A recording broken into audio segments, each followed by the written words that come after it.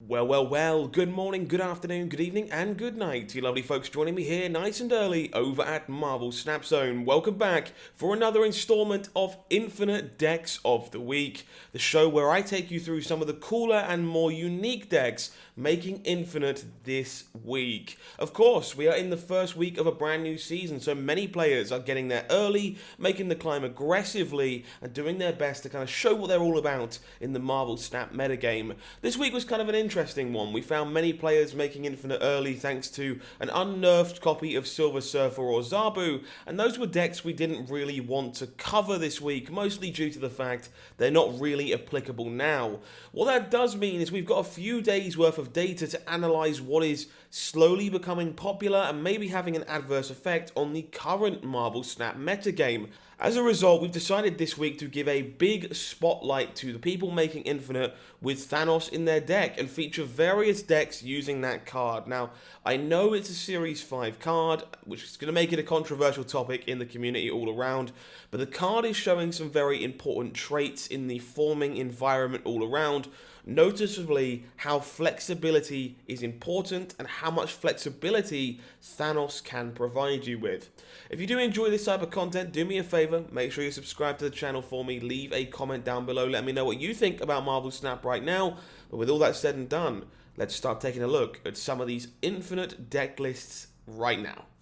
Starting things off with a new ongoing archetype, Ongoing Thanos, making an early charge this season. In the tweet from original author of this list you see on screen, Kraken Null, you can also see a new Silver Surfer deck starting to get popular. But let's focus on this Dazzler Thanos deck for this one, as it's the first ongoing deck to exist since the Ongoing Destroyer archetype began to decline.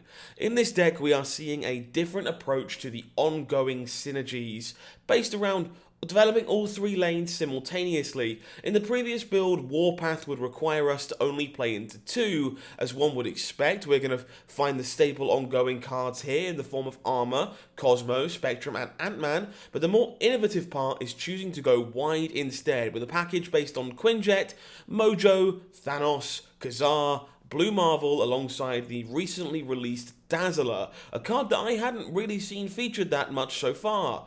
In the second portion of this build, Thanos is the glue, and none of the other cards mentioned would make any sense if we weren't playing the Mad Titan. As part of the ongoing strategy, I would imagine the Power Stone and the Soul Stone are two of the better ones to find during the game. The other stones play a key role in helping the deck mix things up and fill locations for Dazzler to eventually activate. They can also benefit from Kazar and Blue Marvel's buffs, and even serve to round out energy usage during a turn. Among some really nice synergies, we can also utilize the Space Stone in order to reposition Mojo onto a full lane, or the Time Stone to be able to play Thanos and Spectrum in the same game if we need to. The ongoing archetype has always been a very basic one compared to more synergistic ones like Destroy or Discard, or the combo approach of something like On Reveal, but over time the ongoing Destroyer build had stopped surprising people in their play patterns, and it was relatively easy to guess once you recognised the deck. A new archetype around the synergy could really help mix things up for the opponent's perspective. Between Quinjet reducing the cost of Infinity Stones, Zabu of the 4-cost cards, and global buffs to a whole board with Kazar, Blue Marvel, and Spectrum, this definitely seems like it's a sneakier deck in terms of play patterns. If you'd like to see gameplay of a very similar list to this, I've been working on a list myself without Dazzler on the channel here on YouTube, and we made a video about it just a few days ago. I highly recommend you going and checking that one out if you're looking to get by without the Series 5 card. Lockjaw is another card that is proving what it's worth so far. Lockjaw and Thanos aren't a new pairing in Marvel Snap. The archetype had a surge in popularity back in December before Lockjaw reunited with Thor and Jane Foster later on. For the start of the new season, it seems like Thanos has been the preferred option alongside Lockjaw, and the duo are making strides once again. In this archetype, the concept is extremely simple. Use the Infinity Stones to summon big cards behind Lockjaw and cheat a ton of energy in the process. Obviously, there are flaws to this game plan, like when a stone summons another stone, or when you can't find Lockjaw because the deck has more cards in it at the start of the game. When you get a one-cost Magneto, though, it often opens up flexibility as to how to plan the rest of your match. Due to the nature of Marvel Snap rewarding players for being smart about their snaps and retreats, Lockjaw Thanos seems to be a nice early contender. The trick is to be careful with the low rolls while looking to get as many cubes as possible from your high rolls along the way.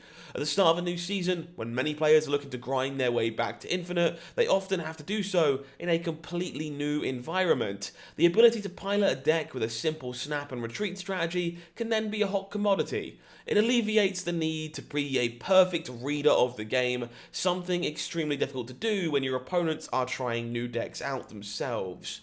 In addition, the deck is really based around 3 cards, Lockjaw, Thanos and Quinjet. This opens up a ton of room to adapt to your current environment and pick the right tech cards for the opponents you expect to face. Last but not least, we take a look at a strategy that shows that these Infinity Stones can complement just about any strategy. I never thought we'd be including Den himself in this video, but here we are. He reached Infinite with a Thanos deck, and since that appears to be the week's theme, we're going to take a look at it. Similarly to what the ongoing archetype is doing, this deck sacrifices some more points potential to add some more disruption into the equation instead. In this build, the point of the Infinity Stones is to provide cheap, useful units in order to gain leverage before we lock our opponents out of options. Alongside Quinjet, or after being bounced back to hand with Beast, the stones cost nothing. That means we can use them at the same time as Spider-Man, Professor X, Storm or Valkyrie to immediately take over an entire lane. And thanks to their flexibility, the Infinity Stones provide a great way to add points to lanes we were looking to block before the opponent can play their bigger cards. Kazar and Blue Marvel can always come in as later support to buff those stones if needed. In addition to their points contribution, the ability of each stones are incredible in a location strategy. The Time Stone allows Storm or Professor X to come down a turn earlier, catching many opponents off guard. The Space Stone will let you reposition your units for a better spread of points, or to reach Storm's otherwise unplayable location. The Soul Stone and the Power Stone are just great for contesting a lane, especially because they are 1 or 0 cost cards, and the Reality Stone helps with you location management by changing a lane to one where your cards will stick instead of one where they wouldn't, such as Death's Domain, Altar of Death, or Luke's Bar. I know how starting the new season and immediately being told about yet another Series 5 card rising to dominance, it's not really the scenario that a lot of players wished for. Rest assured, there are still plenty of great cards in Pool 3 that will not break your bank in order to acquire them. Cards like Aero, Magneto, Polaris, Serra, they're all very valuable and sometimes define archetypes by themselves. Thanos showing up as a popular card early in the season mostly means that the focus of the popular archetypes might have changed from points to flexibility being a bigger role than it was in the last few months. In fact, if you're looking for a really cool Series 3 only deck to chase Infinite with, we made a video about one of those just yesterday, which I highly recommend you checking out. There's still a lot of good decks based around developing a pre-established game plan. Shuri Zero, Zabu Negative, Galactus, Dracula Discard, Patriot, even Deathwave enter the game with a precise idea of where they're going and what they're trying to accomplish. It's completely normal to have these decks dominate the popularity rankings because their proactive nature helps with grasping the concepts and makes them look more accessible all around.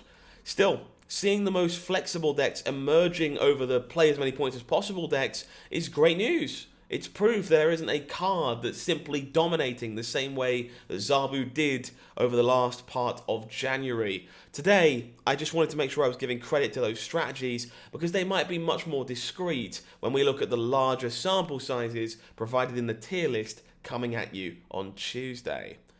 If you have your own original creations that you want to share in this series, make sure you come and find the whole Marvel Snap Zone team over in the Discord. You can submit your deck lists over there, or you can contact any of us directly on Twitter at HowlingMines, at DenCCG, or at Marvel Snap Zone. But until next time, I have been HowlingMines.